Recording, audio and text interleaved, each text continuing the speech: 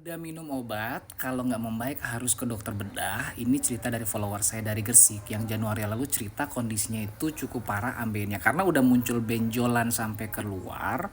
Dan yang bikin gak nyaman itu ada sensasi pengen buang air besar, tapi ketika pengen keluarin nggak ada, cuman kayak ampas dan darah aja gitu. Dan ini aduh kebayang banget ya, sering banget ngalamin susah buang air besar atau sembelit. Dan ini saya relate banget karena saya sempet ngalamin juga sembelit, kadang sensasi kok BAB nggak beres-beres, pas ke toilet nggak ada yang keluar juga gitu, cuman berasa aja seperti itu. Dan ternyata itu memang salah satu dari kebiasaan buruk kita yang sering nunda buang air besar, kebanyakan duduk, dan memang makannya kurang serat teman-teman.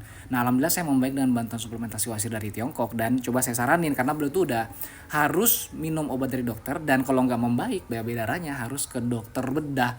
Usia baru 21 tahun, jadi aduh kebayang ya overthinking sebegini, belum biayanya. Nah saya saranin coba nih perbaiki pola makan dulu, dari perbanyak konsumsi serat, cairannya berapa yang harus diminum, dan termasuk untuk perbanyak gerak dan perbaikan lifestyle-nya juga harus diperhatiin.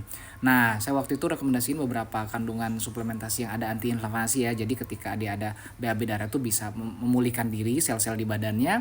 Dan ada kandungan serat juga dari kandungan, dan alhamdulillah lost contact.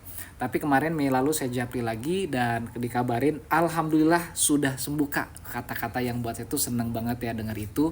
Buat teman-teman yang ngalamin hal yang sama ini, sebenarnya gak usah overthinking dulu. Kalau pengen dicek rumah sakit itu langkah yang tepat.